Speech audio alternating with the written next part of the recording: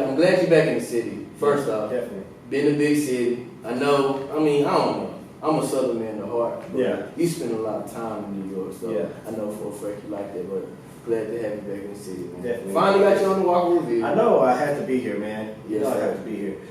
Welcome to the new home. I like it. Shout out to IK Studios. I'm really excited about it. When I walked through the door, I was like, "Oh, this where we at?" Hey, good. It's crazy, bro, because IK Studio knows a lot of the same people I know. Yeah. You my good partner back from high school. Yeah. Duncanville days. It's crazy. But Full circle. first off, I'm sorry. We finna have a host in the No, we just jump. Tell the people who you are for those who may not know who you are, but tell them who you are, what you do, man. Marcus Gilmore, the CultureSupplier.com founder, 3030 Media. Just continue to push the envelope for the culture, man, and just trying new things. I'm just thankful for just the skill set and the ideas that God allows me to have, and it's brought me to where I am now, and I'm appreciative of it. I feel you, man. Just messed that up. It's all good, man. Hey, at the same time, you always rebound. Yeah. Always rebound. But at the same time, little background. Yeah. Little background. Yeah. Like, starters, how did the idea of the Culture Supplier come about? Because, I don't know, back when, I didn't get real strong into media until college while I was just doing simple journalism. Right. But I never thought I would take it to this magnitude. Like, when did things in your mind just kind of click for what you want to do? I think it goes back to first being 10 years old in my church, and that's where I got onto the media ministry for my church. I would be just the camera guy, the chorus guy, just working on our broadcast and our radio show. And so that's where the passion came for it. I went off to college, struggled there. Had a lot of fun. Why everybody college is fun, but you don't struggle. Like, for everybody that's you don't struggle. I had a good time there, but was able to produce on the news and then also have a radio show there as well. So that's where it started to mold a little bit, because you're just figuring out how this game works, because it's different. It's a whole different kind of keyboard to it. It's different to it. So graduated and had the opportunity to work for a news station and a great guy by the name of Tom Joyner. And so those places gave me opportunities to get into the corporate side of media. And then you just see stuff, and it's like, okay, there's a voice that's missing, and how can I be a part of that? How can I lead that and lead that charge? The Culture Supplier grew out of that thought. Like, I want to be in front of positive content, things that uplift people. Like I was telling you earlier, like how can I push people forward, invoking them to think just positive all the time.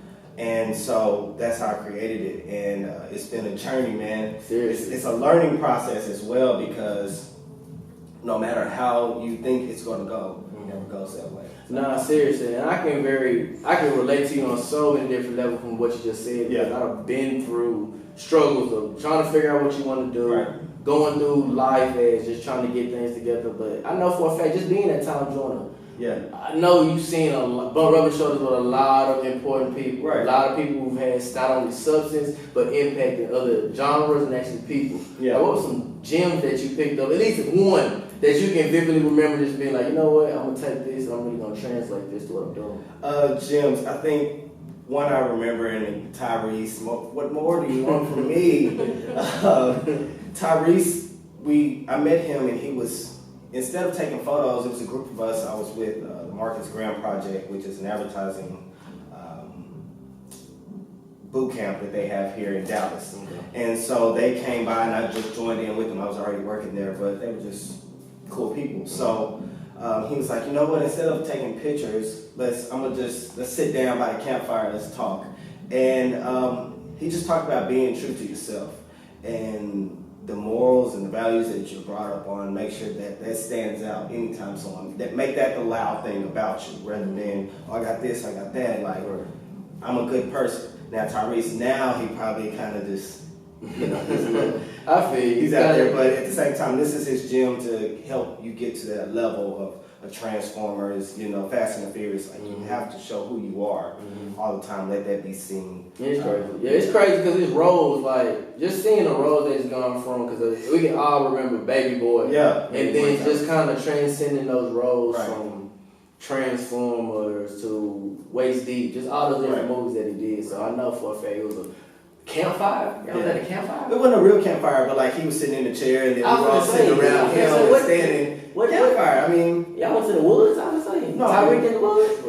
Hey, you never know. That's his new album. Hey, I'm not going to play with Tyreek like that. But no, I see he's been on the media quite enough. Yeah. There we go. But the Culture Supplier, like, how is it running a platform that not only caters to so many different viewers and genres? Like, how is it keeping that afloat? Because I understand it's like a full-time job. It's a full-time job, but it's everything that comes out in the media. I don't always want to share with our viewers. Like, just because it happens doesn't mean this is the story that I want people to come from the Culture Supplier, because they get it from other places. So I take these businesses that are growing, people that are having events or they're doing interviews. We get those things and we share that because those are more in touch with people, and it has more it's more relatable. Like, oh, I can't understand what that guy's talking about in his interview. Like,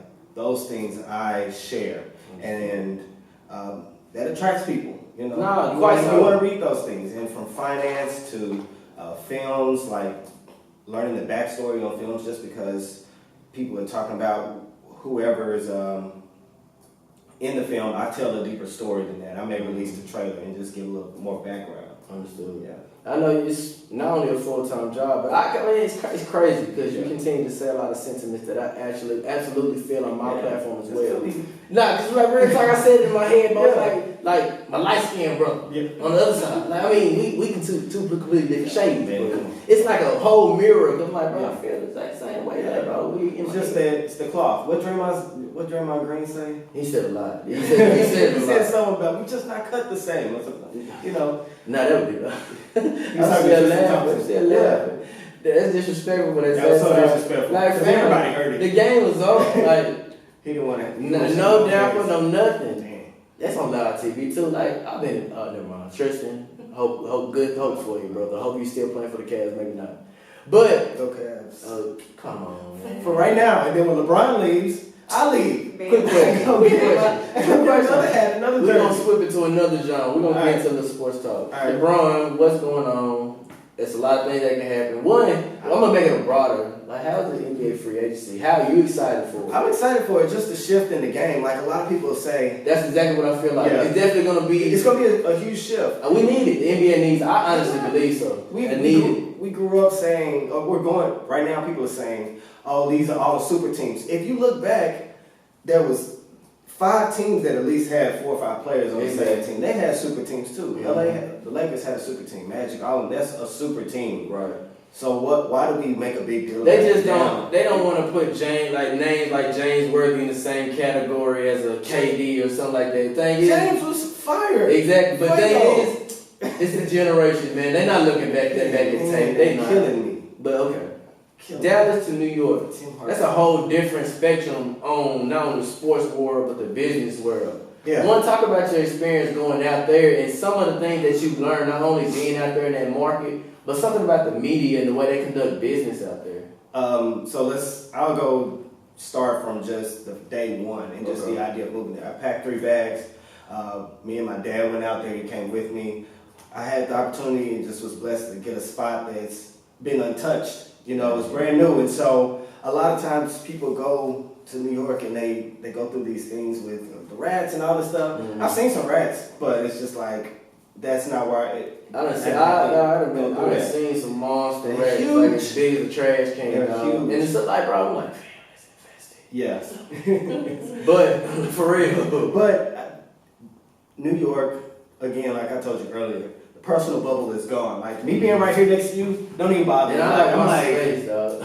You guys can get close and I'll be straight. Like, it don't matter because I've been in that environment where I'm stuck in the middle of the train and I'm just like everybody's here around me. And but there's been times where I just have to take a deep breath because you don't want to freak out because there's a lot of people your mind start tripping. You just like take a deep breath because it's normal. So I keep water with me just to chill. Cause I'm just telling you, man, it's a big shock. Like I'm hanging out here this weekend, but when I go back, like it takes me about some hours to get like I'm back. Like It's not. I'm rude. I'm walking past. I'm walking fast. That's real, bro. Because I remember. Get out of my way. Southern hospitality is real, dog. Like you don't understand when you go out to the East Coast. Well, not all East Coast. Not all. But New York. Yeah. Fam, excuse me. No, that doesn't matter. And I need an excuse. I need excuse me, bro. But I'm just saying. Let me get my excuse me. They excuse what? Yeah. That's all it is. I would open the door for the ladies and let them go by. Then they would open the door for me, and I'd be like, "What? Stop." Really? Yeah, I have to tell them like, "Yo, don't do that," because that's crazy. Yeah, I wouldn't know what to do, like literally. Yeah. But the medium market. Medium market is everything comes to that. That's the beginning. That's the starter point. Music wise, starter point. Like when I got in, my sister picked me up. I got in the car. I'm like, let me play some hits for you, just so she can hear the music that's getting the buzz behind it. So I mean, New York scene. So you basically saying is that the CPU that all music goes through before it's the mainstream area? Yeah. Wow, crazy. It's at least your shows are out there. You know, they're all there. All your morning shows are there. Everything kicks up right there in that area. It's like a hotbed. No, because I mean, those times I've been in New York, I saw a little bit of that side, but at the same time, it's so fast paced. You got to get busy. You got to really get into the mix and let yourself shine. And the market. You don't want to get ran over, like literally, and like in the hustle. Like, me getting up and getting to work on time is so like. Sometimes you get lazy. Shout out to the lazy days. We try to stroll in, got your breakfast sandwich. You know what I'm saying? Walking in, but there are days where I'm up. Let's get it. And I tweeted this a couple days ago, last week, and it was like I need to take more advantage of my mornings because some mornings I get up and a good day is pray, stretch, do some push-ups, and then listen to my John P. Key. You know, that's a good day. But then there's been more days of I wake up, look around, scroll on the phone. Then I've filled myself with these thoughts, other people's thoughts, and it's like, bro, I didn't even give thanks. Like, everybody.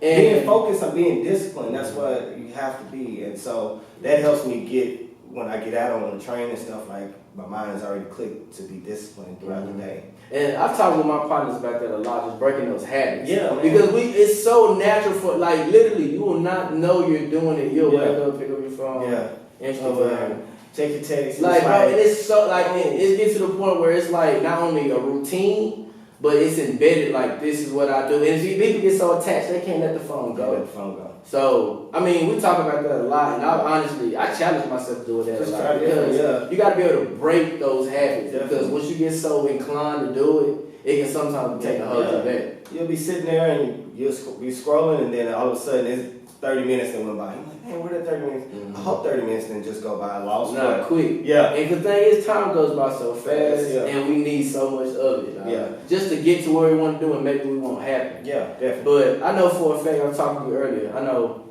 I can be honest with myself. It was a point in time I was kind of ignorant to reading books. I always felt that the experiences that I needed to kind of learn, I could learn through experience. I learned experience was your best teacher. Right. Which I understand now, very ignorant, very young-minded. But at the same time, I started picking up books. Yeah. I was challenged by my partners to pick up books. Right. And I become an avid reader. Yeah. I read a lot more than I watch TV. I watch a lot of interviews as far as just plugging things in my mind, but as far as just regular TV, I'm not too much of a big TV watcher. Right. You're a big reader. I'm growing into because I copied your link on books you can read by before you're 30. Yeah, exactly. I copied that. I'm trying to get through that list. Yeah. Seriously. Like, I've grown into that. Okay. So 3 years ago? No. Okay. 2 years ago? No. Like, I may pick up one. Okay. But my mom, my sister are big readers. Mm-hmm. And, like, my mom, I'll just say, like, oh, what book are you reading? And then those things, those encounters make me want to read more. And I think also practicing, it's a tip, but I read out loud too. Mm-hmm. Like instead of just reading silently in my head, I practice reading out loud to help with the cadence and you get what I'm saying? I got you. And then I tell people, learn. Some people may be good at just holding general conversations, but honestly, you have to understand, having genuine and relatable conversations is a skill. Oh yeah. Seriously, I've come across people, and actually working with the youth, I come across so many kids that don't know how to continue to hold an open conversation. Yeah, because it's so it's so choppy. They can't maintain eye contact. I'm like, bro, like it's okay, learn. So you got to start somewhere, but just how far removed they are from just holding general conversations. Just how it is. It is. What books do you have, or what books are you reading that you want to like? Drop a list right here in the corner. So I can't even rate them. I put always at number one Charlamagne the God's book. That's always been my favorite. It kind of jumpstarted a lot of things in my mind because it's crazy. Me and him have so many different relatabilities. We went through kind of a similar lifestyle. Yeah. It was crazy. Like, bro, you like me, but I'm not from South Carolina. But it was just weird. Mm-hmm. So Charlamagne the God's first. The Alchemist was a great book. Haven't read it yet. Nah, seriously. My partner said once you read it, he told me this.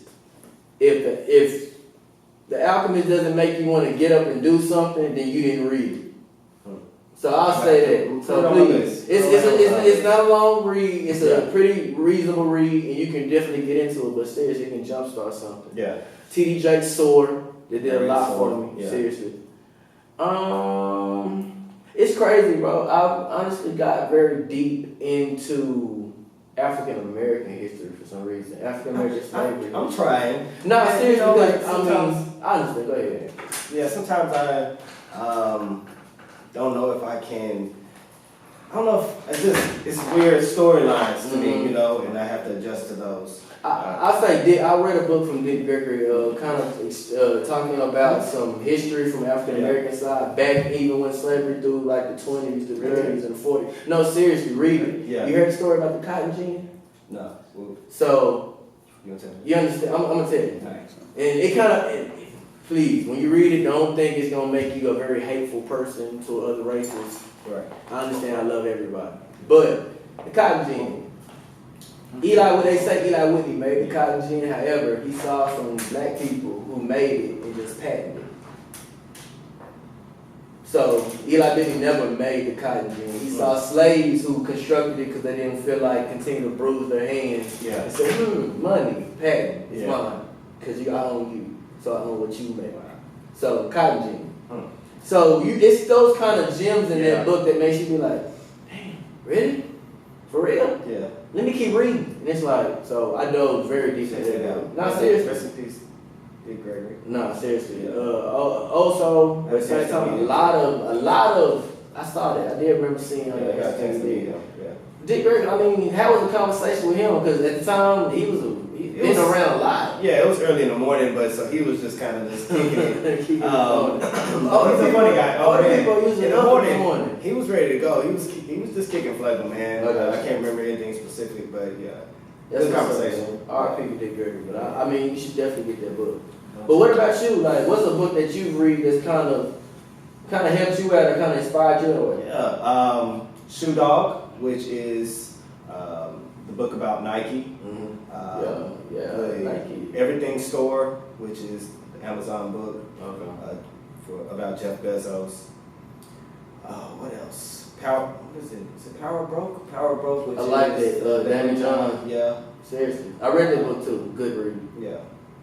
I like that book. And you can flip through it a bunch. It's different. You can jump around. So like I said earlier, sometimes I don't read all the way through. I kind of grab what I need, and if I need to go back, then I'll just pick it back up. So those are some books. Basically, you gotta go get your fix. Yeah, get what you need at the same time. I understand. And then I listen to a lot of audibles too. So I got the books, and I like Audible more than I like the books. Yeah. Because my Audible is looking like a whole iTunes checklist right now. Literally, people, I be like, I got it, man. Yeah. I'm on the train most of the time, so I'm not driving, so I just listen to that. I listen to Trevor Noah's Born a Crime. Yeah. I think that's what it's called. Yeah, being raised in the South. Whatever, apartheid or something. I don't think he was raised like that, but whatever. When they had him, his parents had him, that was illegal. So, good book. He's funny. He's funny in real life. Oh yeah, you gotta live with Trevor Noah. He's funny in real life. Yeah, that's another thing. Like in New York, a lot of the shows like that are filmed there. So I haven't been to any yet, man. I've been trying to get them, but the tickets go like that. So that market is so everybody in it, bro. They stack on top of each other like the rats. Yeah. Seriously, bro. I got some big rats. Yeah, it's crazy. Not y'all. I'm there just visiting. It's just for only part of time, man. It's temporary, man. I understand, but one of the things that also helped me inspire that you actually did National Goal Writing Day. Yeah, National Goal Writing Day. I created it 2 years ago. Okay. I was hanging out with my homeboy, and I was like, man, I'm going to create National Goal Writing Day. Just because I was seeing like the national holiday kind of thing kick off. But again, back to what I said earlier, positive. How can I push people to do something that's going to make them feel uncomfortable, or they're already going to do it, they're already going to do it, and I'm just helping them, just shove them along just a little bit more. National Goal Writing Day was, it's like my baby, you know. It's just an idea, but it's to get people to write their goals for the following year. It doesn't have to be a lot, things you want to obtain in this next year. And so actually the 6-month check-in is coming up on June 27th, so December 27th is the day, 6 months from now,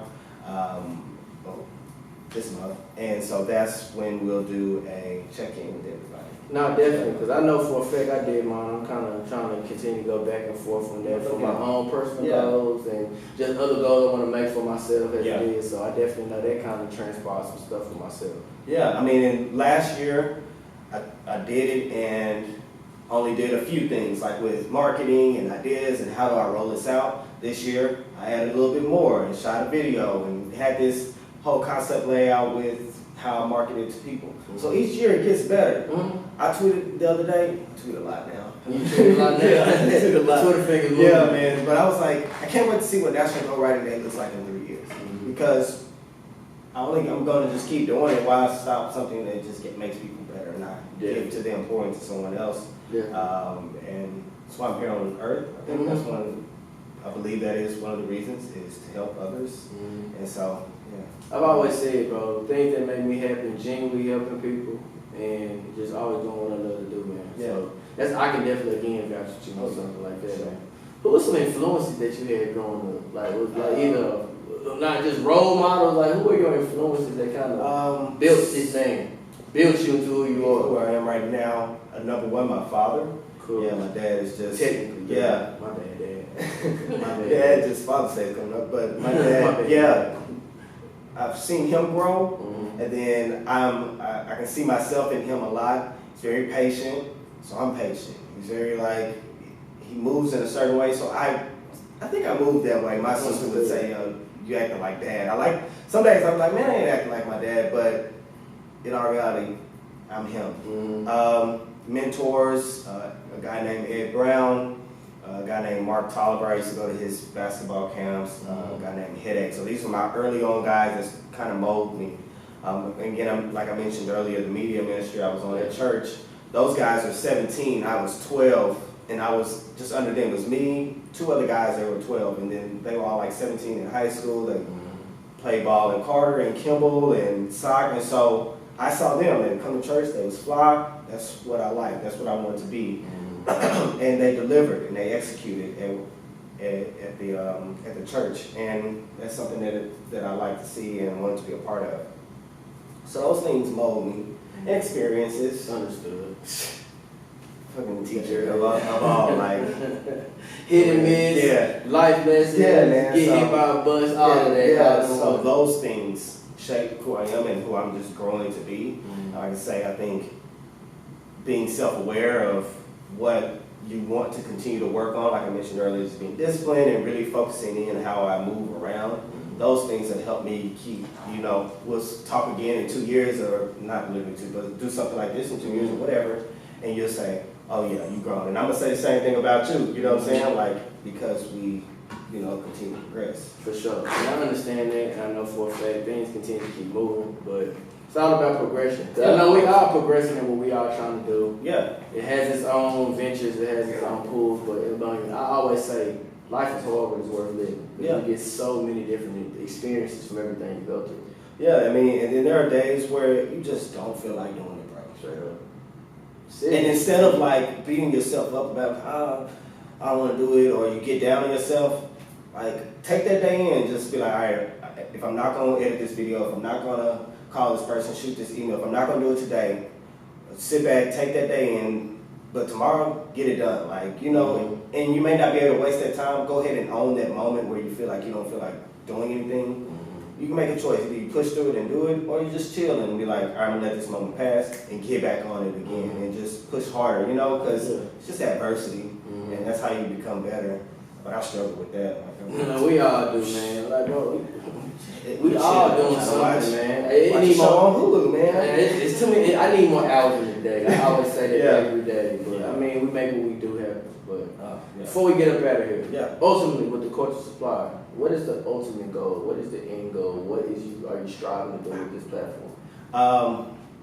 The Culture Supplier, again, it's been a blessing, but the main goal is for it to be a content source for again, people to find information that they need and to make their day better, touching their passion points, but also giving them just some good brain food. And then that's just one arm of everything I'm just trying to do, and I think this is the chapter I'm in right now, and evolving it to, like, I did my first red carpet like 2 weeks ago. Wow. I was excited, man. I'm red carpet suit and everything. Like, suited and booted. Well, I wasn't suited. I was behind the scenes producing it. But I thought you were on a red carpet suit. No, not yet. Okay.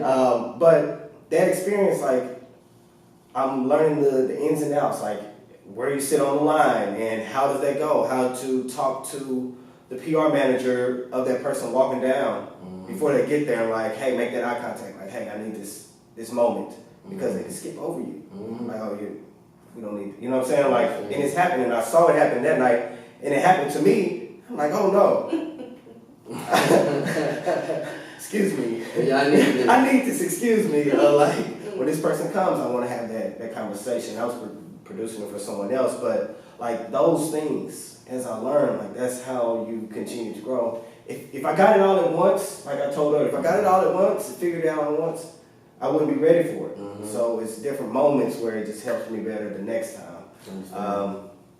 But yeah, that's where I'm at right now, and continue just to drive people there. Understand, bro. Keep driving the bus. Yeah. I'm keep doing what I'm doing on my. Wait, you didn't talk about music. You want to talk about some music? No, seriously, I'm waiting on this Nas, man. Oh, Nas is coming Friday. Kid Cudi, I was so excited. Dog, I just brought this up to you. From Pusha T's album, Kid Cudi with when all of these albums are dropped, I feel like Kanye can be in consideration for a Grammy on solely his production. Yeah. Because this music he's putting out is amazing. You're calling it right now. I am. No, the thing is, what we're going to do, we're going to clip this. Clip it. Okay. Save the footage. Save this. It's going to be saved. We are like you on this day. Seriously. She said that. Because I have takes on this. I'm not just talking. It's not just an end prediction. LeBron going to win. He's going to come back 3-1. No. Bro, I thought Nah. He wasn't there. He don't got no team. He didn't have Kyrie. He didn't have an actual Batman that's Robin to his Batman. He didn't have it. He was getting Caleb, really? George Hill, really? J.R. Smith, really? J.R., I want to be drunk like J.R., bro. We all do. I want to be drunk like Nick Young. Hey, shirt off. Hey. But man, after J.R. made that mistake, it was over. It was definitely over. Nothing coming back from the face right here, just the J.R. face right here. We can get some different things going on, man. Like, J.R., man, I hate that for him. But no, I'm excited about the music and what you think about the XXL list. Double XL. It's becoming less credible to me. I mean, I'm saying like this from this angle. It was so many other good people out there. Yeah. So many. Yeah, I'm going to say like this. I don't listen to him like that. I don't. But, and I feel he needs to be very careful. But 6ix9ine could have even been on that list just for marketing and promotion and what he's doing alone. But he needs to get his foot off the gas. Foot off that gas. He might need to go get an Uber and chill out.